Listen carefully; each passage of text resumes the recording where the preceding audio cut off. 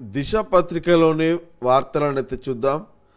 జార్ఖండ్లో బట్టి బిజీ ఎన్నికల స్టార్ క్యాంపెయినర్ హోదాలో ప్రచారం, అక్కడి నేతలతో కీలక సమావేశాలు. జార్ఖండ్ ఎన్నికల స్టార్ క్యాంపెయినర్గా ఉన్న డిప్యూటీ సీఎం బట్టి విక్రమార్క గురువారం ఎన్నికల ప్రచారంలో బిజీగా గడిపారు.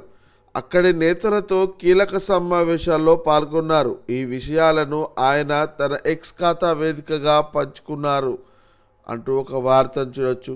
ఇక మెయిన్ హెడ్లైన్స్కి వచ్చినట్టయితే, వన్ నేషన్ వన్ ఎలక్షన్ త్వరలో అమలు చేసి తీరుతాం, యూనిఫామ్ సివిల్ కోడ్ సైతం, వీటిని ఎవరు అడ్డుకోలేరు, దీంతో దేశం మరింత బలోపేతం, దేశాన్ని అస్థిరపరిచే కుట్రలు సాగుతున్నాయి, వారి ప్రయత్నాలను ఎట్టి పరిస్థితుల్లోనూ సాగనివ్వబోం, సర్దార్ భావజాలం భావితరాలకు స్ఫూర్తిదాయకం, వల్లభాయ్ పటేల్ జయంతిలో ప్రధాని నరేంద్ర మోడీ.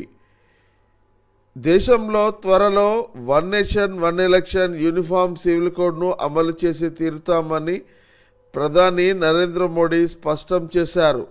వీటిని ఎవరు అడ్డుకోలేరని చెప్పారు. One nation one election card, one nation one tax విధానాన్ని అమలు పరిచినట్లే వీటిని అమలు పరుస్తామని పేర్కొన్నారు. దీనివల్ల దేశం మరింత బలోపేతం అవుతుందని అన్నారు.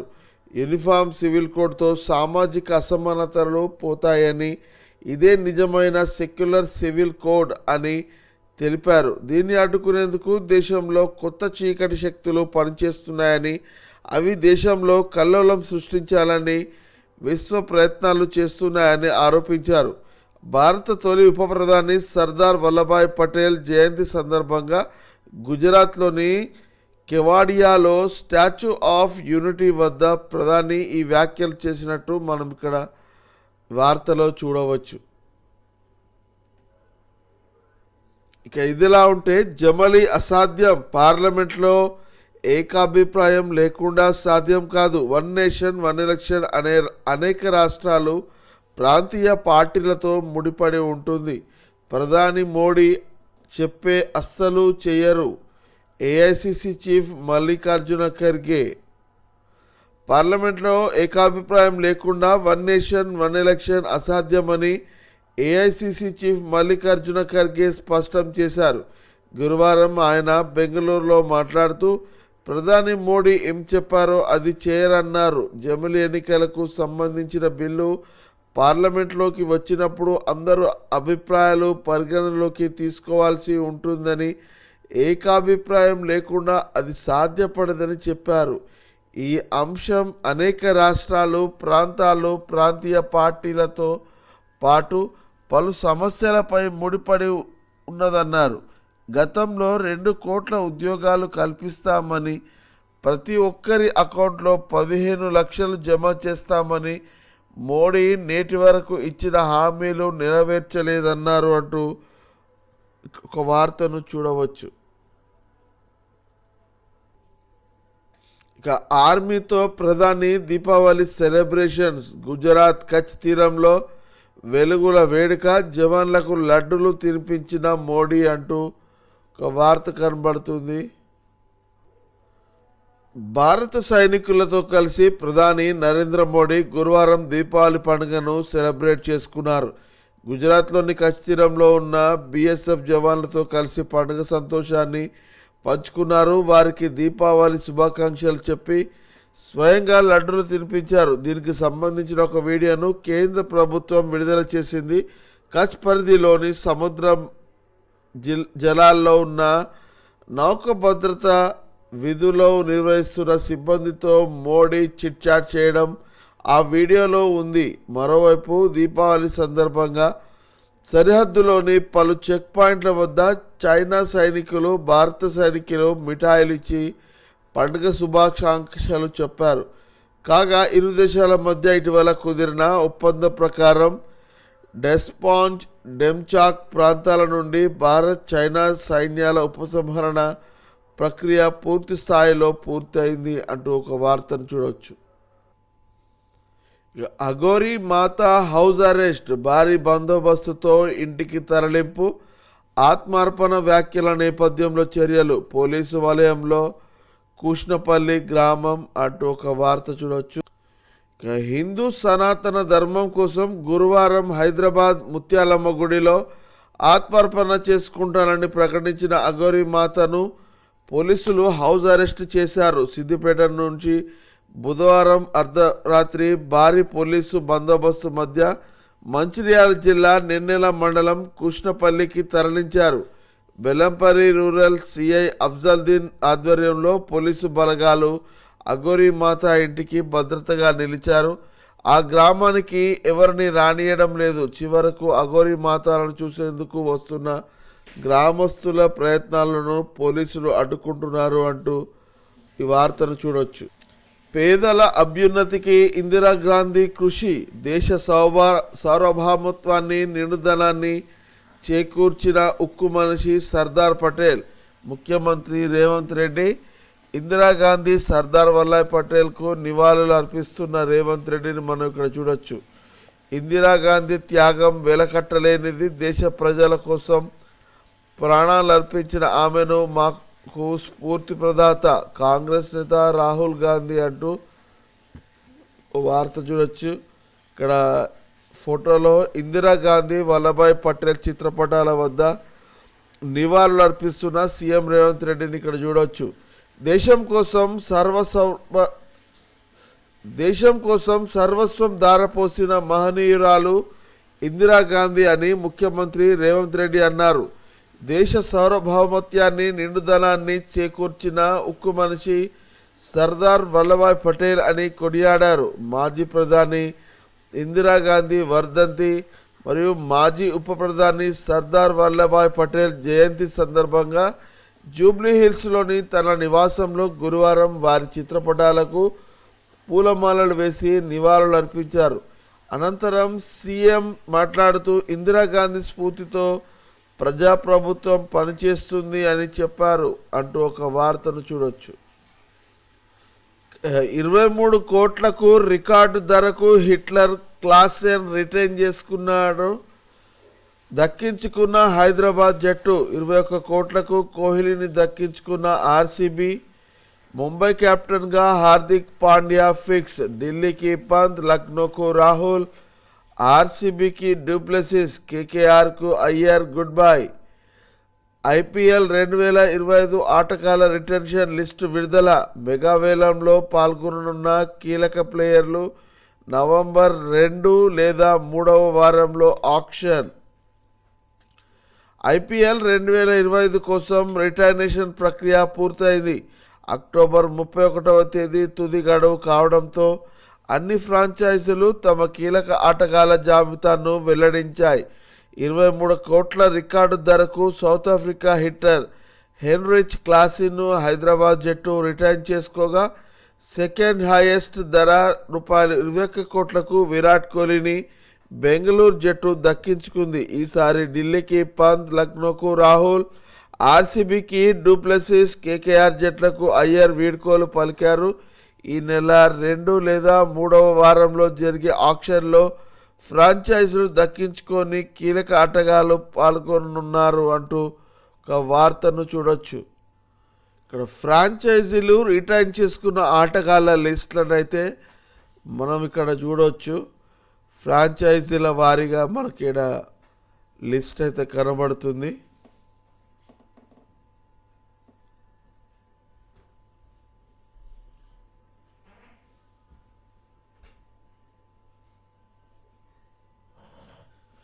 చెరువుకు యథేచ్ఛగా చెరువు కబ్జా చేసిన వాసవి నిర్మాణ సంస్థ.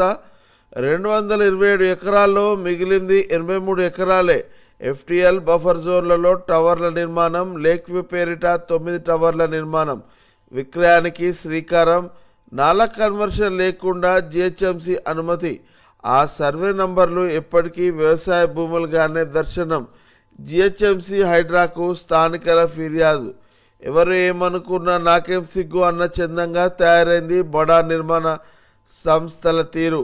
జలకళతో కలకలలాడిన జలాశయాలు, సాగు నీరందించిన 100 ఎకరాల చెరువుల రియల్ ఎస్టేట్ మాఫియా చేతిలో చిక్కుకొని కనుగరుగవుతున్నాయి. కూకట్పల్లి నియోజకవర్గం పరిధికి చెందిన గొలుసుకట్టు చెరువులోని 2 చెరువుల బంధాన్ని తెంపి బడా నిర్మాణ సంస్థ వాసవి యథేచ్ఛగా రియల్ వ్యాపారానికి శ్రీకారం చుట్టింది. కూకట్పల్లి మండలం పరిధిలోని కాముని చెరువు, మైసమ్మ చెరువులను కలుపుతూ ఉన్న నాలాలను మాయం చేసి ఎఫ్టీఎల్లో బఫర్ జోన్లో యథేచ్ఛగా నిర్మాణాలు చేపడుతున్నాయి. ఇప్పటికీ వ్యవసాయ భూములుగానే వాసవి గ్రూప్ జిహెచ్ఎంసీ నుంచి పొందిన అనుమతుల పత్రంలో సర్వే నంబర్ ఇప్పటికీ వ్యవసాయ భూములుగానే ధరణి పోర్టల్లో దర్శనమిస్తున్నాయి. వ్యవసాయం నుంచి వ్యవసాయేతర భూమిగా బదిలీ చేసుకోకుండానే అనుమతులు పొందారు. 3 సెల్లార్లు, గ్రౌండ్ ఫ్లోర్లు, 29 అంతస్తులు, 9 బ్లాక్లతో భారీ నిర్మాణానికి గత పాలకులు పర్మిషన్ ఇచ్చారు.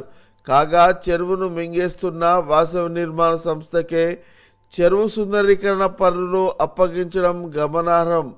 పూర్తిగా వాటర్లోనే వాసవి నిర్మాణ సంస్థ తమ టవర్లను నిర్మించిందని ఇప్పటికే పలువురు జిహెచ్ఎంసీతో పాటు హైడ్రా కమిషన్ రంగనాథ్కు ఫిర్యాదు చేశారు అంటూ ఒక వార్తను చూడవచ్చు. అమెరికా వార్నింగ్ బేఖాతరు, ఇజ్రాయెల్పై ప్రతిదాడికి ఇరాన్ ప్రణాళికలు. అగ్రరాజ్యం ఎన్నికలకు ముందే ఈ దాడులు చేయాలని ప్లాన్, ఇక్కడితో ముగించాలని ఇరాన్పై ప్రపంచ దేశాల ఒత్తిడి. పశ్చిమాసియాలో ఉద్రిక్తతలు తీవ్ర రూపం దాల్చాయి. మొన్నటి వరకు హమాస్, హిజ్బుల్లా ఉగ్రవాద సంస్థలే లక్ష్యంగా ఇజ్రాయెల్ దాడులు జరిపింది. తాజాగా ఇరాన్, ఇజ్రాయెల్ మధ్య యుద్ధం తీవ్ర రూపం దాల్చనున్నట్లు తెలుస్తుంది. హిజ్బుల్లా మాజీ చీఫ్ హసన్ నస్రల్లా హత్యకు బదులుగా ఇరాన్ ఇజ్రాయెల్పై మిజైల్ అటాక్ జరిపిన విషయం తెలిసిందే. దీనిని సీరియస్గా పరిగణించిన ప్రధాని బెంజమిన్ నెతన్యాహు ఇటీవల ఇరాన్ సైనిక స్థావరాలు, క్షిపణి తయారీ కేంద్రాలే లక్ష్యంగా ప్రతీకార దాడులు జరిపించారు. దీనికి అమెరికా అగ్రరాజ్యం ఇజ్రాయెల్కు మద్దతు ప్రకటించింది. అంతేకాకుండా ప్రతిదాడి చేయరాదని ఇరాన్కు అమెరికా వార్నింగ్ ఇచ్చింది. ఈ క్రమంలోనే అమెరికా అధ్యక్ష ఎన్నికలు జరగడానికి ముందే ఇరాన్ ప్రతిదాడి చేసే అవకాశాలున్నట్లు అంతర్జాతీయ మీడియా సంస్థ ఓ కథనాన్ని ప్రచురించింది. ఇజ్రాయెల్ జరిపిన దాడులకు ఖచ్చితంగా స్పందిస్తామని ఇరాన్ ఇప్పటికే హెచ్చరించింది. అమెరికా ఎన్నికలకు ముందే ఈ దాడులు చేస్తామని ఇరాన్ భావిస్తున్నట్లు తెలుస్తుంది అంటూ ఒక వార్తను చూడొచ్చు. ఇక భారత సైన్యానికి కొత్త పవర్, సోషల్ మీడియా కంపెనీలకు నేరుగా నోటీసులు పంపే అధికారం. తప్పుడు పోస్టులపై సత్వర కమ్యూనికేషన్కు మార్గం సుగమం. దేశానికి ప్రత్యేకంగా సోషల్ మీడియాలో ప్రచారం చేస్తూ ఫేక్ అకౌంట్లు క్రియేట్ చేయించి వాటి ద్వారా భారతీయులను ట్రాప్ చేయిస్తున్నారు. పాకిస్తాన్ గూఢచార సంస్థ ఐఎస్ఐ వంటి శక్తుల ఆగడాలకు అడ్డుకట్ట వేసే సూపర్ పవర్ భారత సైన్యానికి లభించింది.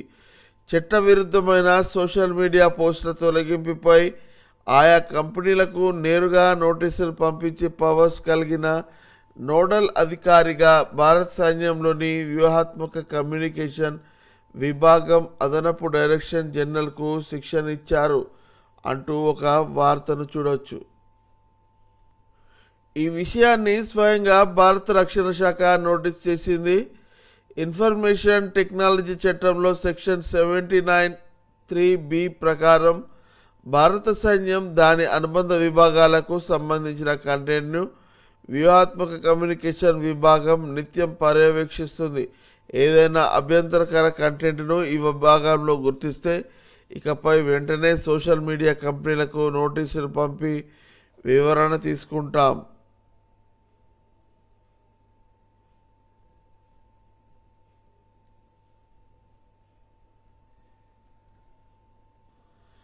ప్రకాష్ అంబేద్కర్కు అస్వస్థత. భారత రాజ్యాంగ నిర్మాత డాక్టర్ బాబాసాహెబ్ అంబేద్కర్ మనవడు ప్రకాష్ అంబేద్కర్ అస్వస్థతకు గురి అయ్యారు. ఆయన 70 ఏళ్ల వయసులో గురువారం తెల్లవారుజామున ఛాతీ నొప్పి రావడంతో వెంటనే పూణేలోని ఓ ఆసుపత్రిలో చేర్పించారు. ఆయనకు ఐసీయూలో చికిత్స అందిస్తున్నారు. గుండెలో బ్లడ్ క్లాట్ అయినట్లు వైద్యులు గుర్తించారు.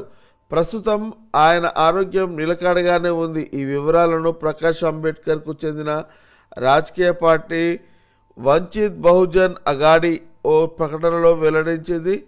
ప్రకాష్ అంబేద్కర్ మరో 3 నుంచి 5 రోజుల పాటు వైద్యుల అబ్జర్వేషన్లో ఉంటారని మారథ్య అధ్యక్షుడు రేఖా థాయ్ ఠాకూర్ తెలిపారు అంటూ ఒక వార్త చూడొచ్చు. ఇందిరాగాంధీ త్యాగం వెలకట్టలేనిది. దేశం కోసం ప్రాణాలర్పించిన ఆమెను మాకు స్ఫూర్తిదాత.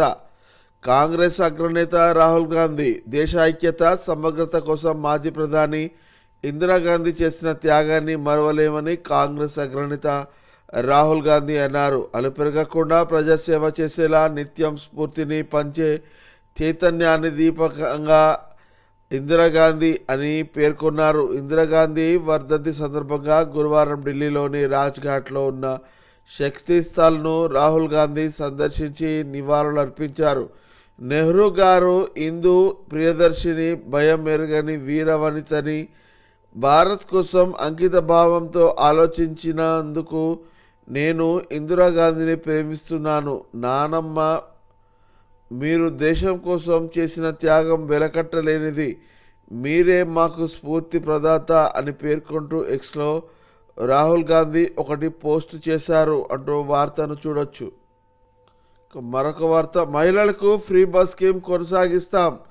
ఆ పథకంపై పునఃసమీక్షణ ప్రతిపాదన లేదు. కర్ణాటక సీఎం సిద్ధరామయ్య వెల్లడి. మహిళలకు ఆర్టీసీ బస్సులో ఉచిత ప్రయాణం తీసేసే ఆలోచన లేదని కర్ణాటక సీఎం సిద్ధరామయ్య స్పష్టం చేశారు. కొందరు మహిళలు టికెట్లు డబ్బులు చెల్లిస్తామని ట్వీట్లు, మెయిల్లు పెడుతున్నారని డిప్యూటీ సీఎం డీకే శివకుమార్ వ్యాఖ్యానించిన నేపథ్యంలో ఉచిత బస్సు పథకాన్ని రద్దు చేస్తున్నారంటూ ఊహాగానాలు వినిపించాయి. దీనిపై ముఖ్యమంత్రి క్లారిటీ ఇచ్చారు. శక్తి పథకాన్ని పునఃసమీక్షణం చేసే ఆలోచన ప్రభుత్వానికి లేదని స్పష్టం చేశారు. ఉచిత బస్సు ప్రయాణాన్ని కొనసాగుతుందని, అసత్య ప్రచారాలు నమ్మొద్దని కోరారు. మరొక వార్త, లక్ష్మీదేవి బొమ్మ ఉన్న టపాసులు కాల్చొద్దు. దీపావళి టపాసులపై లక్ష్మీదేవి బొమ్మ కనిపిస్తే కాల్చొద్దని గోషామాల్ ఎమ్మెల్యే రాజాసింగ్ రిక్వెస్ట్ చేశారు. గురువారం సోషల్ మీడియా ద్వారా ప్రజలకు దీపావళి శుభాకాంక్షలు చెప్పారు. పండుగ సందర్భంగా టపాసులు కాల్చే సమయంలో జాగ్రత్తలు తీసుకోవాలని సూచించారు. అలాగే దీపావళి పండుగ రోజు లక్ష్మీమాతను పూజిస్తామని, కానీ అదే లక్ష్మీమాత బొమ్మ ఉన్న టపాసులను కొందరు అమ్ముతున్నారని తెలిపారు. ఈ కుట్ర ఎన్నో సంవత్సరాలుగా జరుగుతున్నదని పేర్కొన్నారు. ఈ పండుగ నుంచి ఒక సంకల్పం తీసుకోవాలని, మనం దేవుడి బొమ్మలున్న టపాసులు మనం కాల్చకుండా ఉంటే వచ్చే సంవత్సరం అలాంటి టపాసులు ఎవరు అమ్మకుండా ఉంటారని, దయచేసి అందరూ ఇది పాటించాలని కోరారు అంటూ ఒక వార్త చూడొచ్చు. శ్మశాన వాటికలో దీపావళి వేడుకలు కరీంనగర్లో 6 దశాబ్దాలుగా వస్తున్న సాంప్రదాయం. దేశవ్యాప్తంగా ఘనంగా దీపావళి వేడుకలు జరుగుతున్నాయి. వేడుకలు ఎక్కువ ఇంటి వద్ద లేక మైదానాల వద్ద టపాసులు కాల్చడం వంటివి జరుగుతుంటాయి. కానీ కరీంనగర్లోని ఓ ప్రాంత వాసులు అందుకు భిన్నంగా శ్మశాన వాటికలో దీపావళి వేడుకలు జరుపుకుంటారు. గత 6 దశాబ్దాలుగా కరీంనగర్లోని కార్జనగడ్డ హిందువుల శ్మశాన వాటికలో కొన్ని దళిత కుటుంబాలు వాటికలోనే దీపావళి వేడుకలను జరుపుకుంటూ వస్తున్నారు. చనిపోయిన తమ పెద్దలను గుర్తు చేసుకుంటూ సమాధుల మధ్య వేడుకలు జరుపుకుంటారు. పండుగకు వారం రోజుల ముందే తమ పెద్దల సమాధులను శుభ్రం చేసి పూలతో అలంకరించి సాయంత్రం కుటుంబ సభ్యులంతా అక్కడే టపాసులు కాలుస్తారు. ఇందుకు సంబంధించిన వీడియో సోషల్ మీడియాలో తాజాగా చక్కర్లు కొడుతున్నాయి. ఇక అయోధ్య నమూనాలో భాగ్యలక్ష్మి ఆలయం పాత బస్తీకి క్యూ కడుతున్న భక్తులు. దీపావళి పర్వదినం సందర్భంగా డెకరేషన్. దేశవ్యాప్తంగా దీపావళి వేడుకలు గురువారం ఘనంగా జరుపుకున్నారు. ప్రముఖ ఆలయాల్లో వద్ద భక్తులు పోటెత్తారు. ఈ నేపథ్యంలో హైదరాబాద్ పాత బస్తీ భాగ్యలక్ష్మి ఆలయం భక్తులతో కిటకిటలాడింది.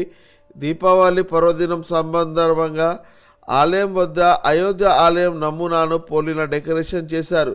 దీంతో ఈ అద్భుతమైన దృశ్యాన్ని చూసేందుకు పెద్ద ఎత్తున భక్తులు తరలివచ్చారు. ఆలయ పరిసరాల్లో సందడి వాతావరణం నెలకొంది. దీనిపై భక్తులు సంతోషం వ్యక్తం చేస్తూ ఆలయ నిర్వాహకులకు కృతజ్ఞతలు తెలిపారు. అంతేకాదు ఇక్కడికి వచ్చిన వారికి చార్మినార్, భాగ్యలక్ష్మీదేవి దర్శనంతో పాటు అయోధ్య టెంపుల్ను కూడా విజిట్ చేసే అనుభూతి కలుగుతుందని భక్తులు ఆనందం వ్యక్తం చేశారు అంటూ ఒక వార్త చూడొచ్చు. తెలుగు రాష్ట్రాల పోలీసులకు గృహమంత్రి దక్షతా పథక్ అవార్డులు. 3 ఎస్పీలు సహా పలువురుకు దక్కిన పురస్కారాలు. సర్దార్ వల్లభాయ్ పటేల్ జయంతి సందర్భంగా ఈ ఏడాది కేంద్రీయ గృహమంత్రి దక్షతా పథక్ 2024 అవార్డులను కేంద్ర హోంశాఖ ప్రకటించింది. Special operation, investigation, intelligence, forensic science తదితర విభాగాల్లో అద్భుతమైన ప్రతిభ కనిపించిన పోలీస్ సిబ్బందికి ఈ అవార్డులు కేంద్రం అందజేయనుంది. దేశవ్యాప్తంగా వివిధ రాష్ట్రాలకు చెందిన 463 మంది పోలీస్ సిబ్బందికి ఇవాళ అవార్డులు కేంద్రం ప్రకటించింది. మరొక వార్త, కావేరీ నదిలో రాకెట్ లాంచర్ తమిళనాడులో అందనల్లూరు ఆలయం సమీపంలో లభ్యం. స్వాధీనం చేసుకున్న ఆర్మీ అధికారాలు. ట్రంప్ సంపద డబుల్. రిపబ్లికన్ పార్టీ అధ్యక్షుడు డొనాల్డ్ ట్రంప్ నికర సంపద అకస్మాత్తుగా డబుల్ అయింది. 33,000 కోట్ల నుంచి 67,000 కోట్లకు పెరిగిపోయింది. Forbes real time billion tracker ఈ విషయాన్ని వెల్లడించింది. ప్రస్తుతం ప్రపంచంలోని సంపన్నుల జాబితాలో 357వ స్థానంలో ట్రంప్ ఉన్నారని తెలిపింది. గ్రేటర్లో సమగ్ర సర్వేకు 18,500 మంది ఎన్యూమరేటర్లు. ఒక్కొక్కరికి 10,000 చెల్లించాలని నిర్ణయం. 15 రోజుల్లో సర్వే పూర్తి చేయాలని నిర్ణయం. నవంబర్ మాసంలోనే సర్వే ఫలితాలు. ఆందోళనలో ఉద్యోగులు. సర్వేకు ప్రణాళిక రూపొందించిన జిహెచ్ఎంసి. సమగ్ర కుటుంబ సర్వేను ప్రభుత్వం ప్రతిష్టాత్మకంగా తీసుకుంది. ఈ సర్వేలో 56 ప్రశ్నలతో కూడిన ఫారంలు, పూర్తి వివరాలు సేకరించడానికి ప్రత్యేకంగా ఎన్యూమరేటర్లను నియమించుకోనుంది. ఈ సర్వేను 15 రోజుల్లో పూర్తిగా జిహెచ్ఎంసి నిర్ణయించింది. నవంబర్ నెలాఖరు వరకు సర్వేకు సంబంధించిన పూర్తి ఫలితాలు వెల్లడించేలా కసరత్తు చేస్తున్నారు. అయితే ఒక్కో ఎన్యూమరేటర్కు 10,000 చొప్పున ఇవ్వాలని సర్కార్ నిర్ణయించినట్లు ఓ సీనియర్ జిహెచ్ఎంసి అధికారి తెలిపారు అంటూ ఒక వార్తను చూడవచ్చు. అయితే ఇదిలా ఉంటే ఆందోళనలో ఉద్యోగులు. సమగ్ర ఇంటింటి కుటుంబ సర్వేతో జిహెచ్ఎంసి ఉద్యోగులు ఆందోళన వ్యక్తం చేస్తున్నారు. బల్దియా ఖజానాలో నిధులు లేకపోవడంతో పెండింగ్ బిల్లులు పేరుకపోవడం, ఉద్యోగులకు వేతనాలు ఇవ్వడం, నిధులు లేకపోవడంతో ఆస్తి పన్ను వసూళ్లను పెంచాలని ఓ పక్క కమిషనర్ ఇలంబర్తికి ఇప్పటికే ఆదేశాలు జారీ చేశారు. దీంతోపాటు రాష్ట్ర ప్రభుత్వం ప్రారంభించిన ఫ్యామిలీ హెల్త్ డిజిటల్ కార్డుల సర్వే ఉంది. ఈ రెండింటితో పాటు ఇప్పుడు సమగ్ర ఇంటింటి కుటుంబ సర్వే చేయాలని ప్రభుత్వం నిర్ణయించింది. ఈ నేపథ్యంలో కింది స్థాయి అధికారులు, ఉద్యోగులు తీవ్రమైన ఒత్తిడితో ఉన్నారని పలువురు ఉద్యోగ సంఘ నేతలు అభిప్రాయపడ్డారు. యాష్ ఆయిల్ విక్రయిస్తున్న మహిళ అరెస్ట్. ఇక్కడ పట్టుబడ్డ యాష్ ఆయిల్ ఇన్సెట్లో చూడొచ్చు. గుట్టు చప్పుడు కాకుండా యాష్ ఆయిల్ విక్రయిస్తూ మహిళా పోలీసులకు పట్టుబడ్డ సంఘటన రాజేంద్ర నగర్ పోలీస్ స్టేషన్ పరిధిలోని బండ్లగూడ పిఎస్ టీ కాలనీలో జరిగింది. పోలీసులు తెలిపిన వివరాల ప్రకారం బండ్లగూడలో యాష్ ఆయిల్ విక్రయిస్తున్న ప్రకార సమాచారంతో రాజేంద్ర నగర్ పోలీసులు బండ్లగూడ జాగీర్ మున్సిపల్ కార్పొరేషన్ పరిధిలోని పిఎస్డి కాలనీలో అపార్ట్మెంట్లో గురువారం తనిఖీలు నిర్వహించారు అంటూ ఒక వార్తను చూడొచ్చు.